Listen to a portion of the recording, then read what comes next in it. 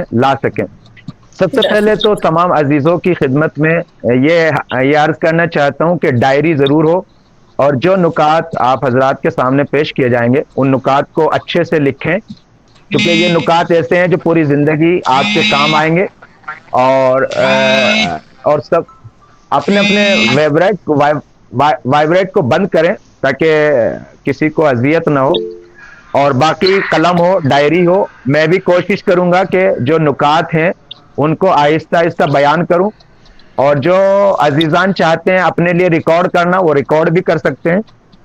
باقی یہ ہے کہ انشاءاللہ مسلسل تفصیل کے ساتھ آپ کی خدمت میں رہیں گے، اور کلاس کے بعد بھی میں ہوں آپ کی خدمت میں، جتنا ٹائم بھی آپ حضرات کو چاہیے ہوگا سوال جواب قرآن سے متعلق تو میں آپ کی خدمت میں رہوں گا۔ آج سے ہم شروع کرتے ہیں سورہ یوسف، جو بہت ہی مبارک بابرکت سورہ ہے، اس کو ہم شروع کرتے ہیں۔ دیکھیے، سب سے پہلے تو ایک چیز یاد رہے آپ دوستوں کے، سبھی عزیزوں کے، قرآن دو طریقے سے ہم قرآن سیکھتے ہیں۔ ایک تعلیمات قرآن ہے، قرآنیات، جس کو علوم قرآن سے یاد کرتے ہیں۔ ایک خود تفسیر قرآن ہے۔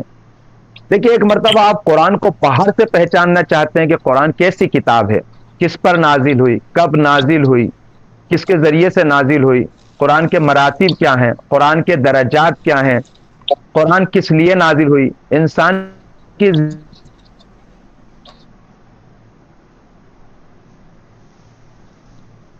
زندگی میں کیا نقش رکھتا ہے قرآن، اور انسان کو کہاں لے کے ذریعے سے انسان کی تخلیق کی جاتی ہے، یہ سب علوم قرآن اور قرآنیات میں بیان ہوتا ہے۔ اگر کبھی توفیق رہی اور عزیزوں کی طرف سے مطالبہ رہا تو اس ٹاپک کو بھی ہم کلاس کی صورت میں بیان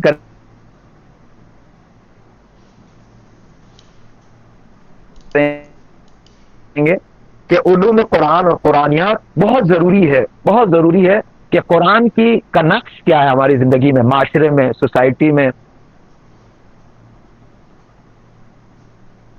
اور بندگی لانے میں قرآن ہے کیا حقیقت۔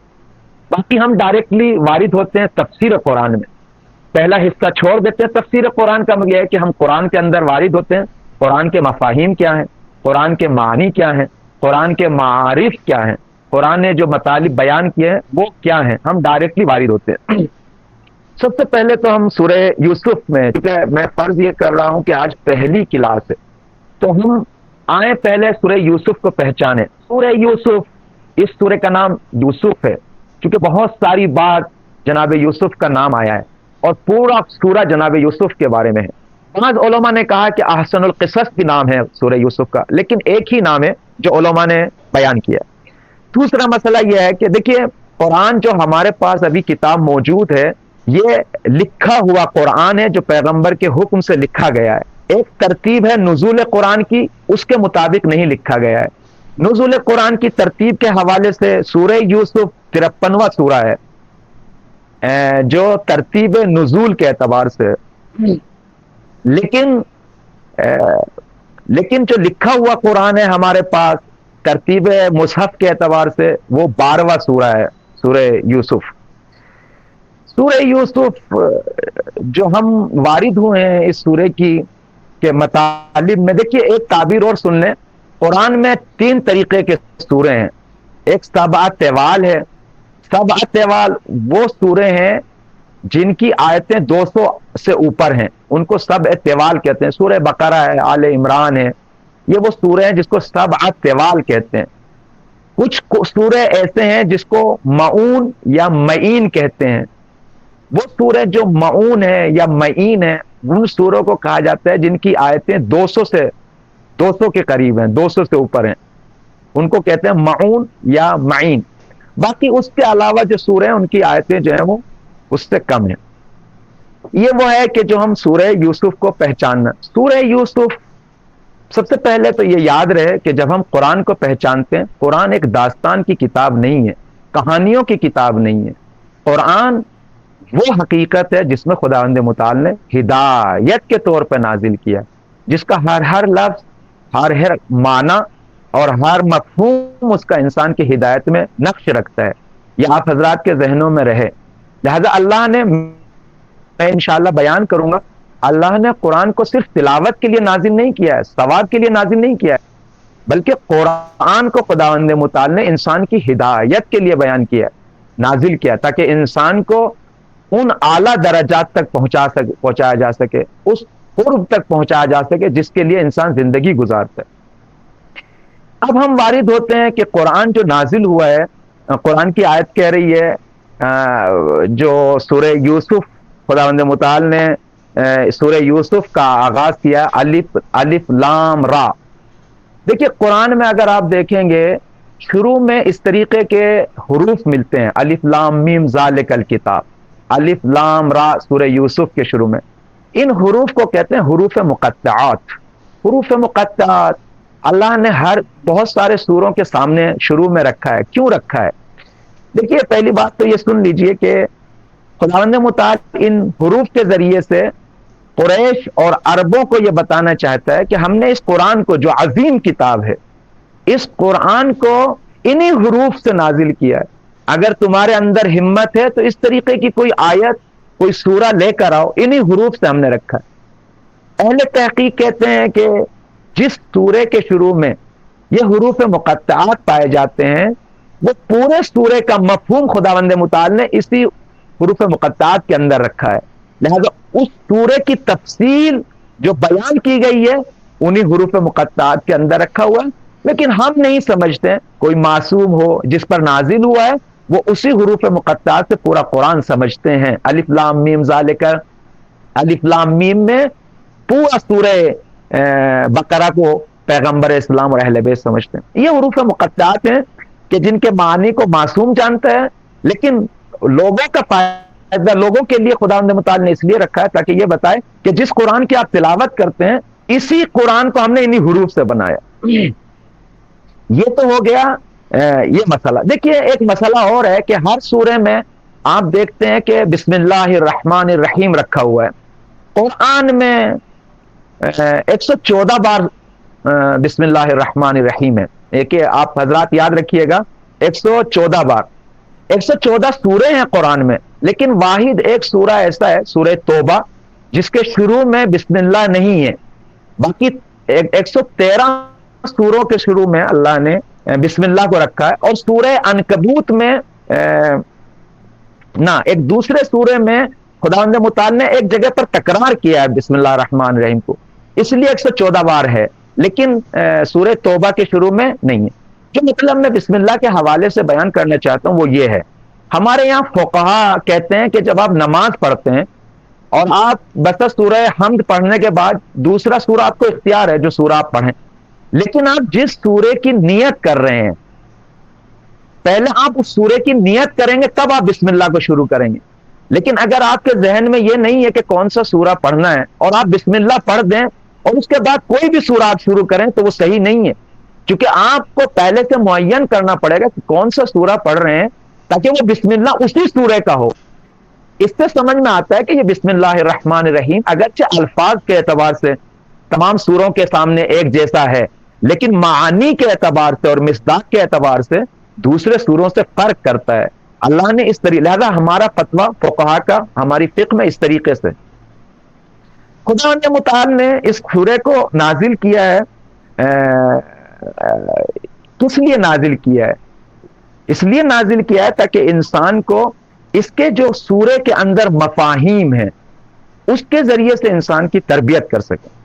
سب سے پہلے جو میں بیان کرنا چاہتا ہوں کہ یہ سورہ جو ہے سورہ مکی ہے۔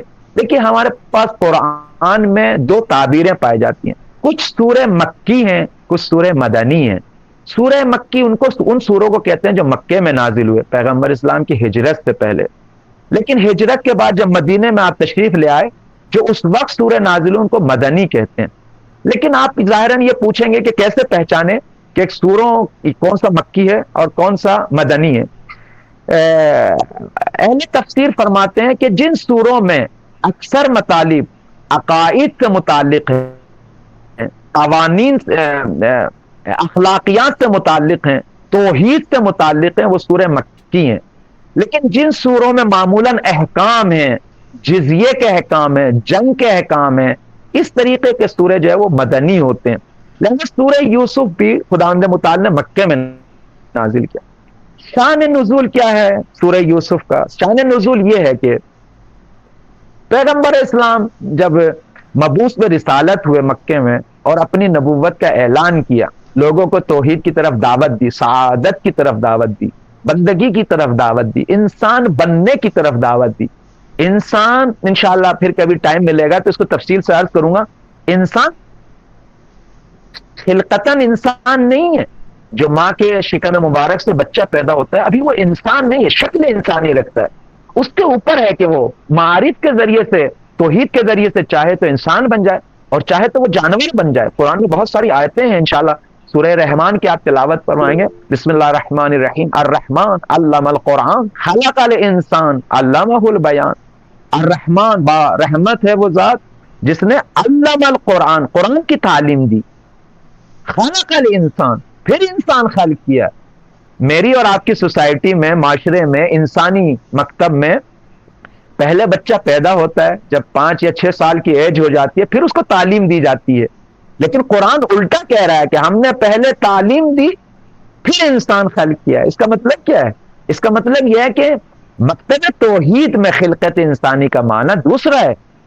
بشری فکر کے اعتبار سے انسان کی تخلیق یہی ہے، شکم مبارک سے پیدا ہو جائے انسان پیدا ہو گیا. لیکن نہیں، قرآن بتانا یہ چاہتا ہے کہ جس طریقے سے وکیل، ایڈوکیٹ، جس طریقے سے جج، جس طریقے سے انجینئر، جس طریقے سے یہ سارے لوگ جو میڈیکل کے ڈاکٹر، جس طریقے سے میڈیکل کے سلیبس کو پڑھ کے ڈاکٹر بنتا ہے، انجینئرنگ کے سلیبس کو پڑھ کے انجینئر بنتا ہے، جس طریقے سے وکالت اور لاء کے قوانین کو پڑھ کے وہ وکیل بنتا ہے، اسی طریقے سے انسانیت کی سلیبس کو پڑھ کے پھر وہ انسان بنتا ہے. انسانیت کا سلیبس قرآن ہے. جتنا انسان کی زندگی میں قرآن آتا چلا جائے اتنا وہ انسان ہے. اس کو انشاءاللہ ہم بعد میں تفصیل سے بیان کریں گے آپ کی خدمت میں.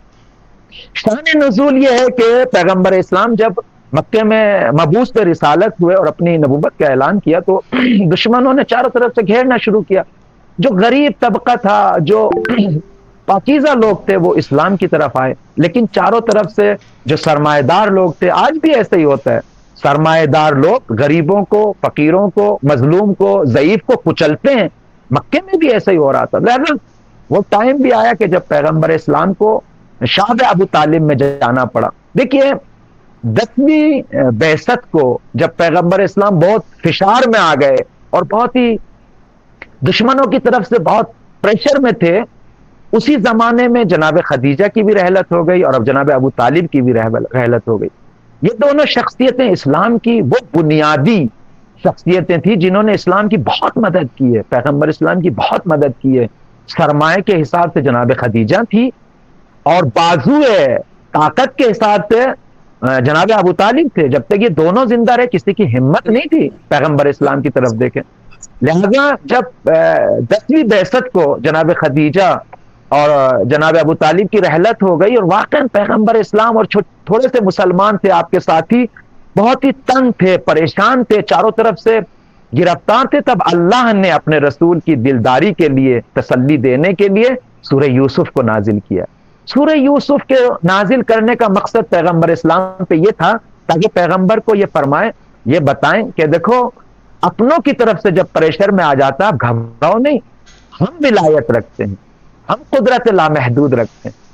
یوسف کو کیسے اپنوں نے پریشان کیا لیکن ہم نے مدد کی ہے، ایک بات. دوسری بات یہ کہ کتنا بھی بڑا ظالم ہو، کتنے بھی بڑے دشمن ہو، کتنے بھی آپ پریشانیوں میں ہو معاشرے میں، اگر تمہارا رابطہ یوسف کی طرح خدا سے ہو جائے تو تم گھبرانا نہیں.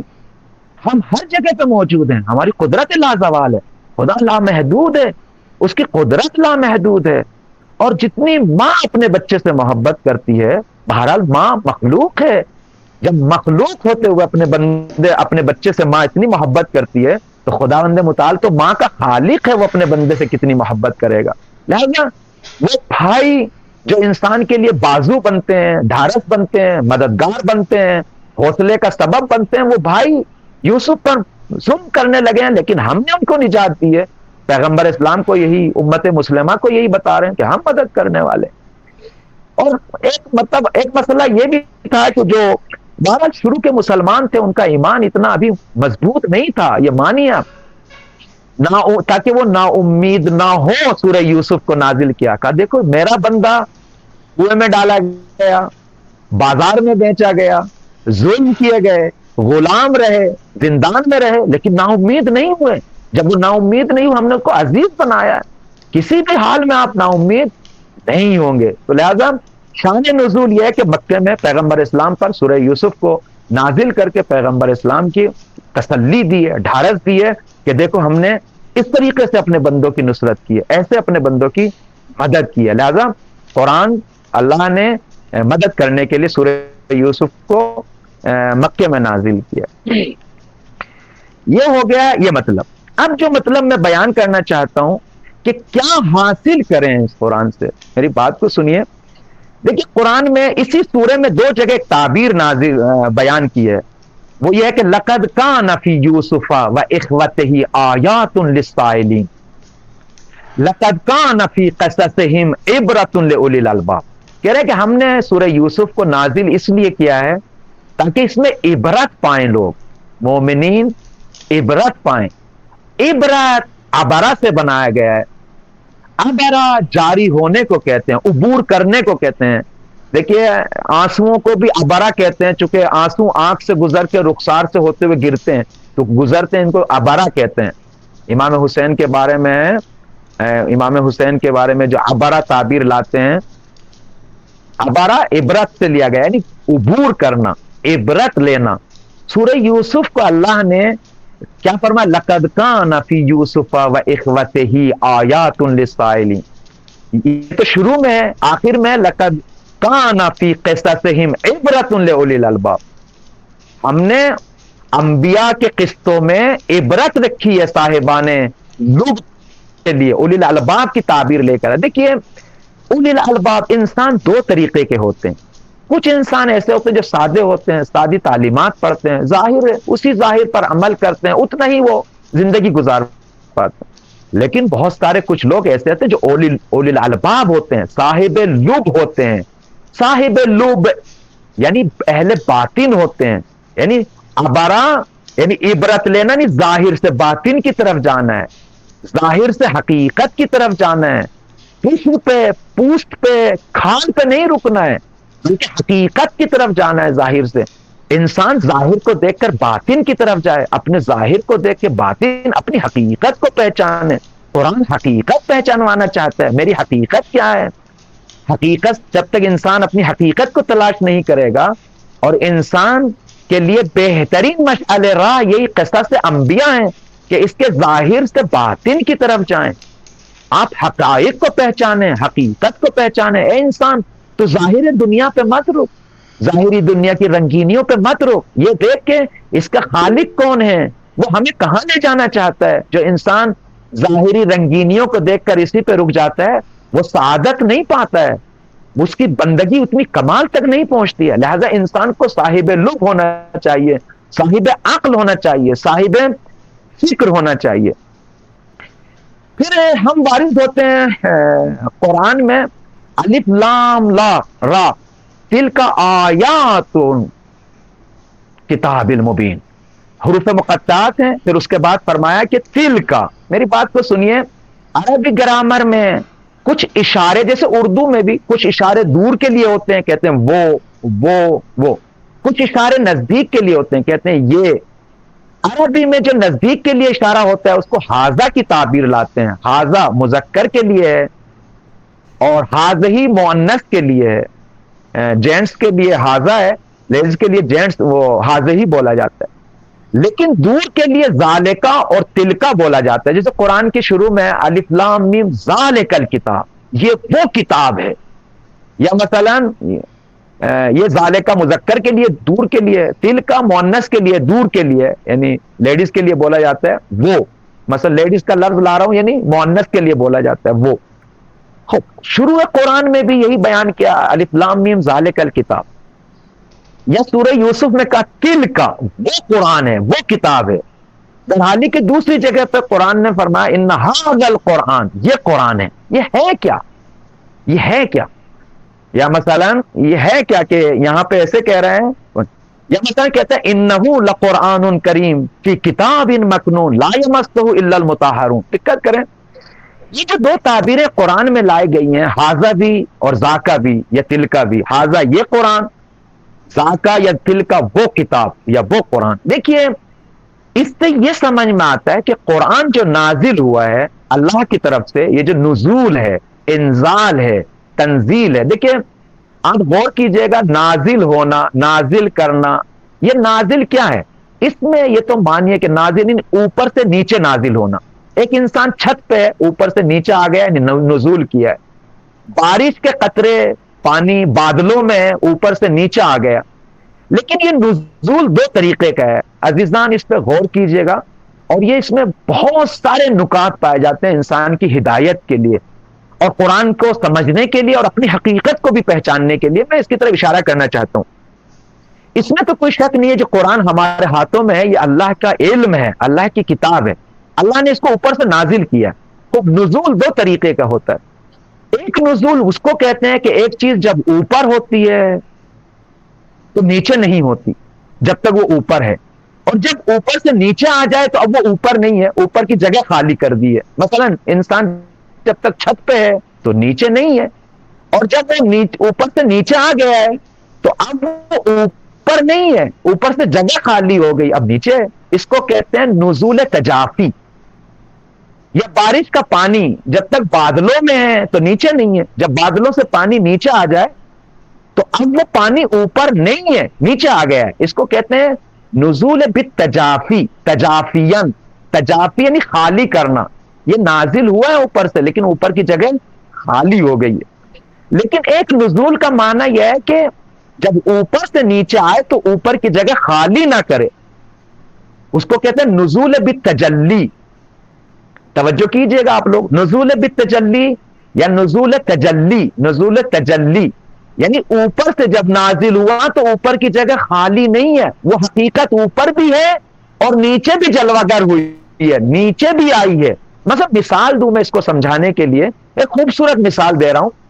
دیکھیے جب کلاس جب تک شروع نہیں ہوئی تھی تو تمام الفاظ میرے سینے میں موجود تھے، 1000 الفاظ، 10,000 الفاظ، اور میری زبان خاموش تھی تو سب الفاظ یہاں محفوظ تھے. جیسے ہی کلاس شروع ہوئی اب میں نے بولنا شروع کیا، 1 لفظ، 2 لفظ، 10,000 لفظ، 10 لفظ، 100 لفظ، سب باہر آ رہے ہیں، سب باہر آ رہے ہیں. اب سوال یہ ہے کہ جب تک یہ الفاظ اوپر سینے میں تھے تو ٹھیک ہے، نیچے نہیں تھے. جب اوپر سے نیچے آئے، باہر آئے تو آیا جگہ تو خالی کر دیا الفاظ نے. یعنی بولنے سے پہلے 10,000 الفاظ تھے اور بولنے کے بعد اب جو ہے نا 5,000 الفاظ بچے ہیں وہاں پہ، باقی نہیں ہے کہ نہیں. یہ نزول بالتجلی ہے، یعنی جو میرے سینے میں تھا ابھی بھی ہے لیکن باہر جب جلوہ گر ہوئے یہ نیچے آئے ہیں لیکن اوپر کی جگہ خالی نہیں کی ہے. تو اس کو کہتے ہیں نزول بالتجلی. اللہ کی طرف سے قرآن جو نازل ہوا ہے اللہ کا علم ہے، اور وہ علم اللہ نے جبرائیل کے ذریعے سے قلب پیغمبر پہ نازل کیا ہے. نزول بالتجلی ہے نہ تجافی، یعنی اوپر کی جگہ خالی نہیں کی ہے.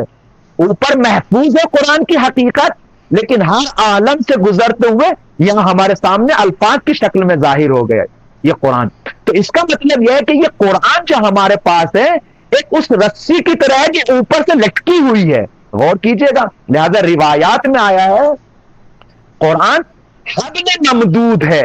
حبل ممدود یعنی اس رسی کو کہتے ہیں جس کا ایک حصہ، ایک سر جو ہے ایک طرف اوپر بندھا ہوا ہو اور دوسرا نیچے ہو. قرآن اس طریقے کی حقیقت ہے، اور یہ حقیقت اوپر سے چلی، اللہ کا علم تھا، نازل ہوتے ہوتے ہوتے ہوتے ہوتے ہوتے یہاں تک آ گئی، یہاں تک الفاظ کی شکل میں ظاہر ہو گئی. اب یہ یہاں تک نازل ہونا یہ قرآن کی رسی ہے جو لٹکی ہوئی ہے یہاں تک. یہ اس رسی کی طرح نہیں کہ پڑی ہوئی رسی ہے، وہ پڑی ہوئی رسی تو اس میں کوئی خاصیت نہیں ہے، یہ لٹکی ہوئی رسی ہے. کیوں؟ اس لیے کہ تاکہ اس رسی کے ذریعے سے ہم پکڑ کے اوپر جائیں. یہ قرآن کی حقیقت اوپر سے جڑی ہوئی حقیقت ہے. لہذا روایات میں آیا ہے کہ یہ حبل ممدود ہے. حبل ممدود یعنی لٹکی ہوئی رسی ہے جس کو انسان پکڑ کے اوپر جائے. اب دیکھیں قرآن انہو، دیکھیں قرآن کا ایک سرا اوپر ہے ایک سرا نیچے ہے، ایک حقیقت ہے. انہو لقرآن کریم، یہ قرآن کریم ہے، فی کتاب مکنون، چھپی ہوئی کتاب میں ہے، اوپر اوپر کے تین لیکن لا یمسہ الا المطہرون، یہ کتاب کو کوئی مس نہیں کر سکتا۔ اب معلوم یہ ہوا ایک سرا قرآن کا اوپر ہے، دوسرا سرا نیچے ہے، یہ لٹکی ہوئی رسی ہے، اور یہ قرآن کی حقیقت یہاں سے لگا کر اس حقیقت تک ایسی حقیقت ہے کہ جس کو لا یمسہ الا المطہرون، بغیر طہارت کے ٹچ نہیں کیا جا سکتا۔ خوب سوال یہ ہے، اب میں ہوں انسان، آپ ہیں انسان، قرآن کو ٹچ کرنا چاہتے ہیں، جو قرآن کا سرا یہ ہمارے ہاتھ میں ہے، یہ فزیکی قرآن ہے، خوب اس کو ٹچ کرنا چاہتے ہیں تو فزیکی طہارت کی ضرورت ہے۔ بغیر فزیکی طہارت کے آپ ٹچ نہیں کر سکتے، بغیر وضو کے، بغیر غسل کے ٹچ نہیں کر سکتے، ہو گئی بات۔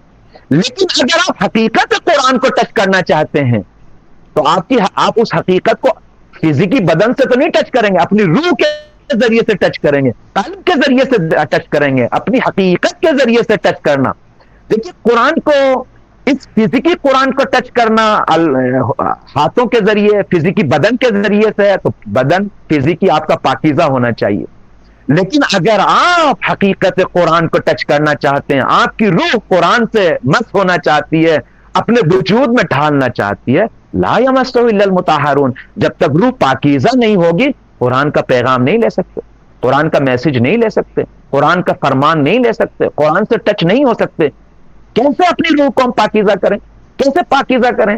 قرآن نے دستورات بتائے ہیں پاکیزہ کرنے کے لیے، جیسے سورہ یوسف سورہ عفت ہے، سورہ پاک دامنی ہے، ایسا سورہ پاکیزہ ہے، انشاءاللہ آپ کو بہت لطف آئے گا کہ ایسا پاکیزہ سورہ ہے کہ جو انسان کو عفیف بنانا چاہتا ہے، پاک دامن بنانا چاہتا ہے، پاکیزہ بنانا چاہتا ہے۔ اب انسان چاہتا ہے اپنی حقیقت میں قرآن کو ڈھالے، اپنے قلب میں، روح میں، دل میں۔ کیسے ڈھالے گا انسان؟ اپنے دل کو پاک کرے، اپنے قلب کو پاک کرے، اس قلب کو ڈسٹ بین نہ بنائے۔ جیسے ڈسٹ بینیں ہوتی ہیں، جو بھی ملا اس ڈسٹ بین میں ڈالتے ہیں، جو گندگی ہوتی ہے، اب تو دنیا ماڈرن دنیا ہے، ڈسٹ بینیں بھی الگ الگ ہوتی ہیں، جو بھیگی ہوئی چیزیں ہوتی ہیں الگ ڈسٹ بین میں ڈالتے ہیں، جو خشک چیزیں ہوتی ہیں وہ الگ ڈسٹ بین میں ڈالتے ہیں۔ کیوں بھی ایک جگہ کیوں نہیں ڈالتے ہیں؟ کہتے ہیں مولانا اس میں جو بدبو ہو جائے گی، تو ڈسٹ بینیں بھی الگ الگ بنا رہے ہیں۔ تو آپ کو حق نہیں ہے اس دل کو ڈسٹ بین بنانے کا، جو بھی دل میں آ رہا ہے، جو بھی دماغ میں آ رہا ہے، جو بھی کانوں سے دیکھ رہے ہیں، کچھ بھی ذہن سبھی اس میں ڈالے نا۔ اپنے دل کو پاک کریں تاکہ قرآن سے ٹچ کر سکیں۔ گندگی نہیں ہونی چاہیے، غیبت نہ ہو، حسد نہ ہو، بغض نہ ہو، برا خیال نہ ہو، ذہن بھی پاک ہو، دل بھی پاک ہو، آنکھیں بھی پاک ہوں، کان بھی پاک ہوں، ہاتھ بھی پاک ہوں، قدم بھی پاک ہوں، ہر چیز آپ کی پاکیزہ۔ جب آپ کی حقیقت پاکیزہ ہوگی قرآن سے ٹچ ہوگی، تب وہ کہیں گے لا یمسہ الا المطہرون۔ جب آپ پاکیزہ ہوتے چلے جائیں گے قرآن کو ٹچ کرتے چلے جائیں گے۔ تو پاکیزگی قرآن کو ٹچ کرنے کے لیے شرط ہے، چاہے فزیکی ہو چاہے روحانی ہو۔ اگر روحانی میسج لینا چاہتے ہیں قرآن سے تو آپ کو اپنی روح کو پاکیزہ کرنا پڑے گا۔ بہرحال ٹائم ختم ہو گیا، معاف کیجیے گا، میں نے 2-3 منٹ آپ حضرات کے زیادہ لے لیے ہیں۔ تو قرآن ہمیں پاکیزہ کرنے کے لیے آیا، اور قرآن کے ذریعے سے ہم خلق ہونا چاہتے ہیں، پیدا ہونا چاہتے ہیں، انسان بننا چاہتے ہیں۔ اور سورہ یوسف بہترین نمونہ ہے انسان بننے کا، کہ کس طریقے سے ہم انسان بنیں گے، کس طریقے سے ہم قرآن سے نزدیک ہوں گے انشاءاللہ۔ باقی معاف کیجیے گا، تھوڑا ٹائم زیادہ ہو گیا ہے، اور کل سے اس کا خیال رکھا جائے گا۔ باقی میں آپ کی خدمت میں ہوں، کوئی سوال ہو، کسی کو کچھ پوچھنا ہو، کلاس یہاں تک ختم ہو چکا ہے، باقی جتنے ٹائم بھی آپ حضرات کو کوئی سوال پوچھنا ہے میں خدمت میں ہوں۔ جی بسم اللہ، اگر آپ میں سے کسی کو کوئی سوال ہو تو مفتی صاحب حاضر ہیں۔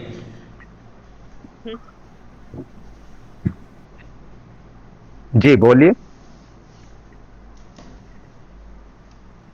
آغا السلام علیکم۔ جی وعلیکم السلام ورحمۃ اللہ۔ آغا جو آپ نے یہ مؤنث مذکر والا جو ذالکہ کا بتایا تھا وہ ایک بار بتا دیجیے۔ دیکھیے ہم اردو میں اشارے کرتے ہیں، ہاتھ سے اشارہ نہیں، زبان سے کہتے ہیں وہ۔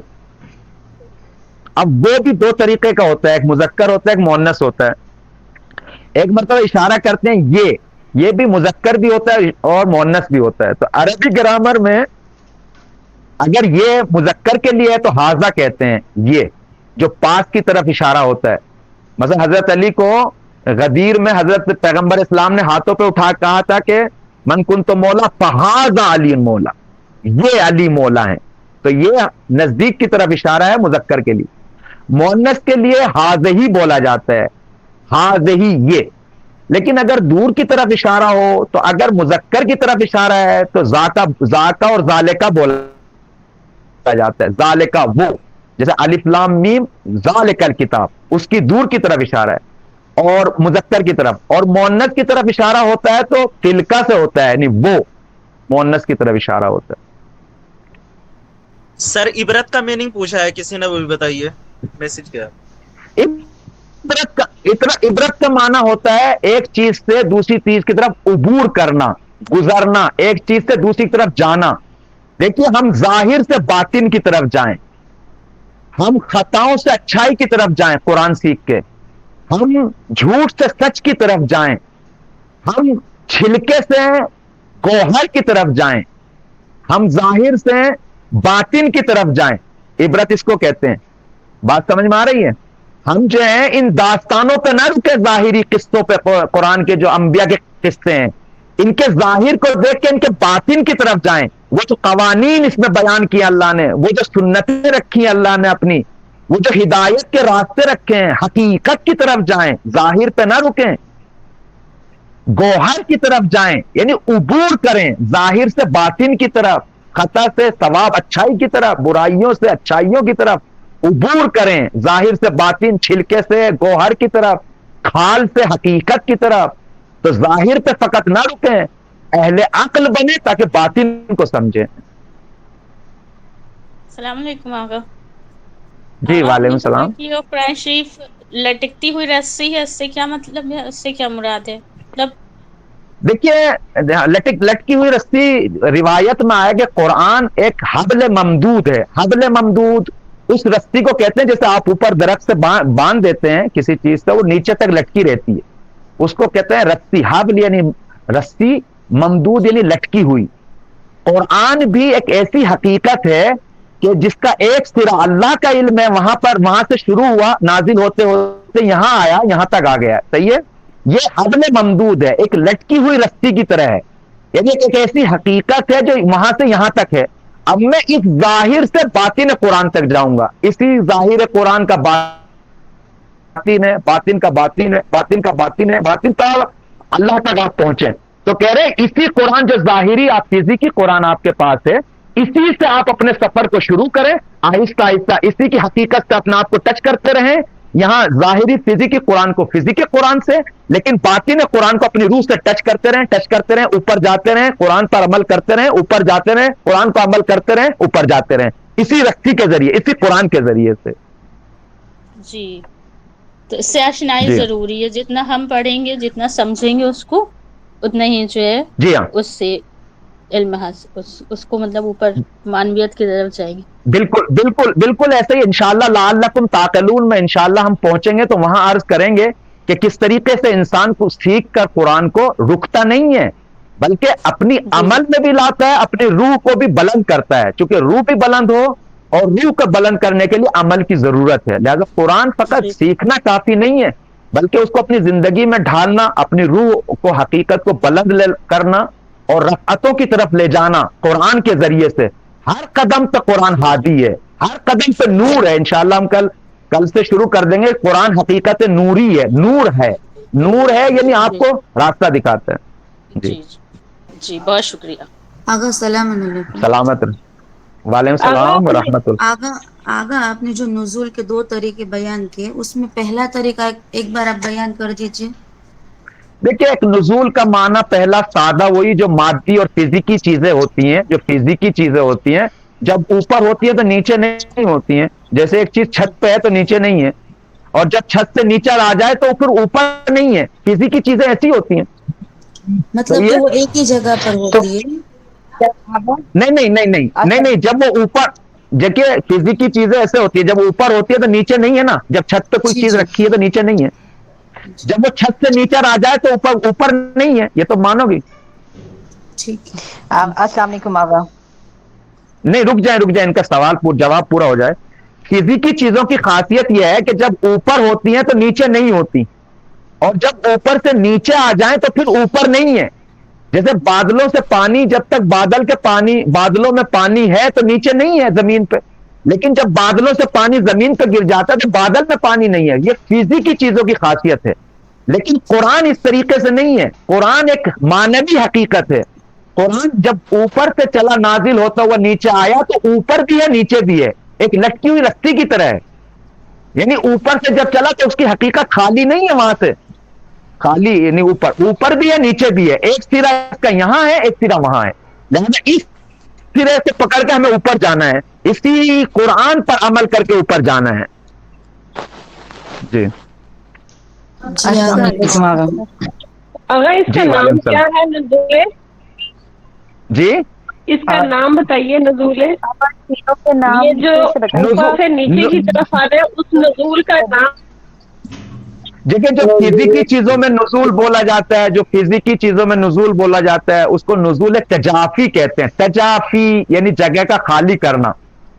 لیکن یہ جو قرآن کا تجلی ہے, یہ جو نزول ہے اس کو کہتے ہیں نزول بالتجلی, یعنی جلوگر ہوا ہے قرآن, یہاں جلی کی ہے, جلوگر ہوا ہے, یعنی اوپر کی حقیقت کو خالی نہیں کیا, یہاں تک آیا ہمیں لے جانے کے لیے. قرآن امام ہے, نور ہے, قرآن ہادی ہے, ہمیں لے جانے کے لیے یہاں تک آیا.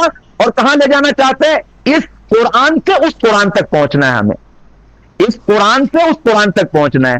اس قرآن کے قوانین اور سنتوں اور اس پر عمل کر کے اس قرآن تک پہنچنا ہے ہمیں. جی السلام علیکم آغا. جی وعلیکم السلام.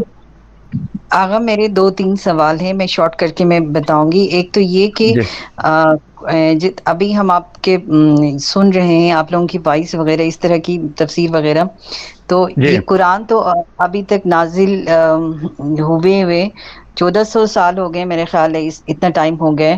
تو اتنے پہلے تو میرا یہ سوال ہے کہ اب تک ہم نے ان پہ عمل کرنا کیوں نہیں شروع کر دیا؟ میجورٹی ہم ان چیزوں سے دور ہیں.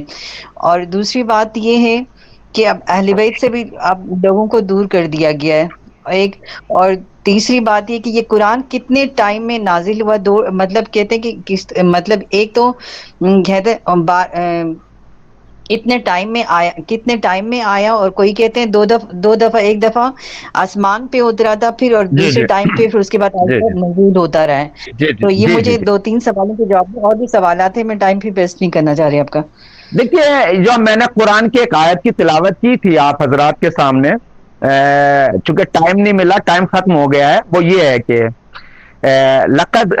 یہ جو قرآن ہے جو اللہ نے نازل کیا, ہماری میجورٹی میں کیوں نہیں قرآن آیا ہے؟ افسوس کی بات یہ ہے کہ نہ میجورٹی نے سیکھنا چاہا قرآن اور اس پر عمل کرنا چاہا, نہ کہیں علماء سے بھی بہرحال اس میں حق ادا نہیں کیا ہے.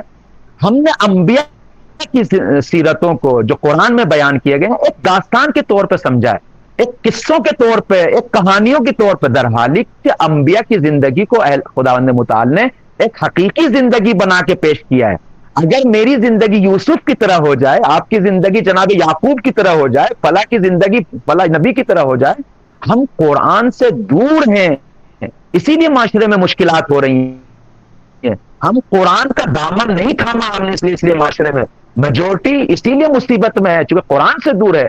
اگر زندگی میں قرآن آ جائے تو یوسف کی طرح پھر انسان ذلت سے عزت کی طرف جاتا ہے, کنویں سے عزیز بنتا ہے, غلامی سے عزیز بنتا ہے. قرآن عزیز بنانے کے لیے آیا, قرآن عزت دینے کے لیے آیا ہے. جس طرح خداوند متعال نے یوسف کو بازار سے نکال کر اور زندان سے نکال کر عزیز بنایا, قرآن ایسے ہی عزیز بنانے کے لیے آیا.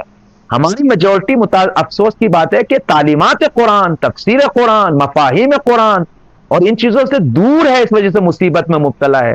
صحیح سے بیان نہیں کیے گئے معارف قرآن کو, داستان سمجھا ہم نے قرآن کو, ایک ثواب کی کتاب سمجھی ہے, درحالی کے قانون, زندگی کی قانون کی کتاب ہے, انسان کو خلق کرنے کی کتاب ہے. انشاءاللہ سورہ یوسف کے بیچ میں ہم بیان کریں گے کہ کس طریقے سے قرآن کے ذریعے سے انسان خلق ہوتا ہے, معاشرہ بنتا ہے. دوسری بات یہ کہ اہل بیت سے جدا ہونے کا ریزن یہی ہے کہ ہم قرآن سے دور ہیں. اہل بیت یعنی قرآن ناطق, اہل بیت کی سیرت وہی قرآن ہے, قرآن وہی اہل بیت کی سیرت ہے. جتنا ہم ان کی سیرت کو, قرآن کے مفاہیم اور تعلیمات کو اپنے وجود میں ڈھالتے چلے جائیں گے, اتنا اہل بیت سے نزدیک ہوں گے. ہم سوچتے ہیں اہل بیت سے نزدیک ہونا نہیں, نعرے لگانا صرف نعروں سے نہیں ہے, صرف بابا کرنے سے نہیں ہے. اہل بیت ایک حقیقت ہے, ان حقیقت سے نزدیک ہونے کے لیے طہارت کی ضرورت ہے. جس طریقے سے قرآن سامت، یہ جو قرآن ہے جس طریقے سے اس قرآن کو بغیر طہارت کے ہم ٹچ نہیں کر سکتے، اہل بیت کی زندگی کو بھی بغیر طہارت کے ٹچ نہیں کر سکتے. جب تک میرے وجود میں پاکیزگی نہیں ہوگی تو پاکیزہ علی سے نزدیک کیسے ہوں گا؟ پاکیزہ فاطمہ زہرا سلام اللہ علیہ سے کیسے نزدیک ہوں گا؟ پاکیزہ حسن و حسین علیہ السلام سے کیسے نزدیک ہوں گا؟ لہٰذا ان سے نزدیک ہونے کے لیے ان کی سیرت کے وجود میں ڈھالنا ضروری ہے، پاکیزہ ہونا ضروری ہے. میری آنکھیں پاک ہو، میرا ذہن پاک ہو، میرا خیال پاک ہو، ہر تصویر نہ بناؤں، میرا عمل، یہ سب. دیکھیے کہ قرآن کتنے دن میں نازل ہوا. دیکھیے قرآن دو طریقوں سے نازل ہوا ہے. ایک قرآن دفعتاً نازل ہوا ہے، یہ سب علماء نے بیان کیا. ایک قرآن تدریجی نازل ہوا ہے. دفعتاً نازل ہوا ہے یعنی خداوند متعال نے پورے قرآن کو قلب مصطفیٰ پر، اپنے حبیب پر جبرائیل کے ذریعے ایک دفعہ پورا نازل کیا ہے، پورا نازل کر دیا. یہ تو ہوا دفعتاً. لیکن پھر 23 سال جو پیغمبر اسلام کی زندگی رہی ہے، تبلیغ کی، رسالت کی، جو واقعے پیش آتے رہے، حادثے پیش آتے رہے، جو داستانیں سامنے آتی رہیں، اس کے مطابق تدریجاً واقعات کے اعتبار سے، تاریخ کے اعتبار سے قرآن نازل ہوتا رہا ہے. اس کو کہتے ہیں نزول تدریجی. بس ایک نزول دفعی ہے قرآن، ایک نزول تدریجی ہے قرآن. بس دو طریقے سے پیغمبر اسلام پر نازل ہوا، اور اس کی تائید قرآن میں بھی ملتی ہے. کبھی جب یہ تدریجی جو تاریخ اور واقعات کے اعتبار سے نازل ہو رہا تھا تو کبھی ایسا ہوا کہ پیغمبر اسلام نے جبرائیل سے پہلے پڑھنا شروع کر دیا. تو اللہ کی طرف سے حکم نہیں، آپ مت پڑھیے، پہلے ہم پڑھیں گے. پھر یہ جو پیغمبر پہلے پڑھنا شروع کر رہے تھے، اس کا مطلب ہے پہلے سے نازل ہوا تھا قلب مصطفیٰ پہ. بس 2 بار نازل ہوا ہے. ایک نزول دفعی ہے. ان سب کو یاد کیجئے، سیکھیے، نوٹ کیجئے. جی یعنی جی جو ہوا ہے یہ اس کا مطلب پہلے نازل ایک دفعہ. جی ہاں، پہلے ہی نازل کر دیا تھا پیغمبر اسلام کے دل پر پورا قرآن کو ایک دفعہ. جی تو آغا میرا ایک سوال اگر آپ کے پاس ٹائم ہے. لوگوں کے حالات تھے وہ سارے پتہ تھے. جی بالکل پتہ تھے پیغمبر اسلام کو. دیکھیے ایک علم غیب ہے، میری بات سنیے، انشاءاللہ آہستہ آہستہ ان چیزوں کو بیان کریں گے. امام اور پیغمبر علم غیب رکھتے ہیں لیکن علم غیب پر عمل نہیں کرتے ہیں. یعنی اللہ کی طرف سے حکم ہے کہ علم ظاہری پر عمل کریں. اگر پیغمبر اسلام ارادہ کرتے تھے تو جانتے تھے کہ کل کیا ہوگا. جی کل کے لیے سوالات رکھ لیتے ہیں. نہیں مسئلہ نہیں، آغا شہباز چلنے دے سوالات. جی سورہ مکی اور مدنی. جی کچھ دیکھیے سورہ مکی، جی میں بتا رہا ہوں. سورہ مکی اس سورہ کو کہتے ہیں جو جی جب پیغمبر اسلام 13 سال مکے میں تھے، جب مبعوث پہ رسالت ہوئے اور 13 سال تک آپ مکے میں رہے، تو جتنا قرآن وہ سورے جو مکے میں نازل ہوئے ہیں ان کو مکی کہتے ہیں. یعنی وہ سورے ان میں کیا کیا بیان کیا گیا؟ معمولاً اس میں اعتقاد کی باتیں زیادہ بیان کی گئی ہیں، توحیدی، رسالت سے مربوط، توحید سے مربوط، قیامت اور معاد سے مربوط، ان چیزوں کو بیان کیا گیا ہے. اور ان میں اخلاقیات کو بیان کیا گیا ہے، چونکہ احکام کو اتنا بیان نہیں کیا گیا ہے. ان میں آپ جتنے بھی سورہ مکی ہیں ان میں دیکھ لیں معمولاً مشرکین کے سامنے بیان کیا گیا، تو مشرکین کے سامنے توحیدی باتوں کو بیان کیا گیا ہے، رسالت کی باتوں کو بیان کیا گیا ہے، معاد و قیامت کو بیان کیا گیا ہے، اور اخلاقیات کو بیان کیا گیا کہ انسان کے اخلاقیات ایسے ہونے چاہیے، ایسے ہونے چاہیے. لیکن یہ احکام تو بیان نہیں کیے گئے ہیں کہ بھئی اگر کوئی شراب پیے گا تو اس پہ یہ لگے گا، اگر فلاں کرو گے تو اس پہ یہ ہوگا.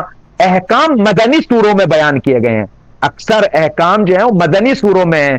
جزیے کے احکام کیا ہیں، جنگ کے احکام کیا ہیں، اللہ آپ کا بھلا کرے. اس طریقے کے جو احکام اور تشریع اور شریعت کے جو احکامات ہیں معمولاً مدنی سوروں میں نازل کیے گئے ہیں، نہ مکی سوروں میں. آغا وہ کیا وجوہات ہے جس کی وجہ سے ہم قرآن سے آج دور ہیں، حالانکہ قرآن اتنی خوبصورت کتاب ہے، ہدایت کے حوالے سے بھی اور دوسرے حوالے سے بھی، اخلاقی حوالے سے بھی بہت زیادہ خوبصورت کتاب ہے. اور اہل بیت علیہ السلام نے پریکٹیکل ہو کے جو اس دور میں رہے ہیں، وہ ان لوگوں سے دور ان کی تعلیمات کو کیوں چھپایا گیا ہے؟ اور خود ہمارے بزرگ جو ہیں، بڑے جو لوگ ہیں، ہمارے بچوں کو اس لیول سے ٹیچ کیوں نہیں کرتے، اس لیول سے لے کے کیوں نہیں چلتے؟ ان کو فرسٹ کیوں پریورٹی قرآن کو نہیں دیتے ہیں؟ ہمارے معاشرے میں، ہمارے کلچر میں. جی میں دیکھیے، میں ایک بات بتا دوں آپ کو، پہلے تو میں قرآن کے بارے میں بتاؤں. قرآن اتنی خوبصورت کتاب ہے کہ نسلیں آتی رہیں جاتی رہیں پھر بھی نیا ہے. ہر کتاب دنیا میں پرانی ہو جاتی ہے، قرآن نیا ہے. کیوں؟ اس لیے کہ دم بدم نازل ہو رہا ہے. انشاءاللہ اس کو کسی دن میں بیان کروں گا.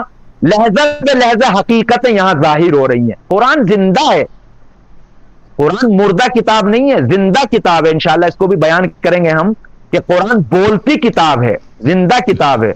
اب یہ کہ ہمارے معاشرے میں ہمارے بچے، ہمارے جوان، ہم بڑے کیوں قرآن سے دور رہے ہیں؟ غلطیاں دونوں طرف سے ہوتی ہیں، مومنین سے بھی غلطی ہے اور ہم علماء کی بھی غلطی رہی ہے کہ قرآن کو محور نہیں بنایا گیا ہے. محور چکے اصل میں مسئلہ کیا ہے میں بتاؤں آپ کو. قرآن ذمہ داریاں لاتا ہے اور ہم ایسا دین چاہتے ہیں جو سینڈوچی دین ہو، سختیاں نہ ہو. مولانا صاحب کیسے کریں گے؟ سختی ہے مولانا صاحب، بھوکا رہنا پڑے گا مولانا صاحب، کام کی چھٹی کرنی پڑے گی مولانا صاحب، مولانا صاحب بہت رات کو اٹھنا پڑے گا مولانا صاحب یہ کرنا. ارے بھائی قرآن ہے، لقد خلقنا الانسان فی کبد، انسان سختیوں میں پیدا ہوتا ہے. عیش و نوش و عشرت میں جانور پیدا ہوتے ہیں. قرآن کی آیت ہے لقد خلقنا الانسان فی کبد، ہم نے انسان کو سختی میں پیدا کیا ہے. انسان اپنا جوہر سختیوں میں دکھاتا ہے، مشکلات میں دکھاتا ہے. یہ کیا ہے کہ عیش و نوش مولانا سینڈوچی دین ہو نا. لہذا ہم ارادہ کریں ہم قرآنی زندگی گزاریں، معاشرے میں قرآن کو پیادہ کریں. اہل بیت کی زندگی قرآن سے ملتی ہے. دیکھیں اہل بیت کی زندگی تاریخ سے نہیں ملتی. میں آپ کی خدمت میں عرض کروں کیونکہ تاریخ میں تحریف کی گئی، کسی نے قلم چلا. ہمارے شیعہ کہاں تھے تاریخ لکھنے والے؟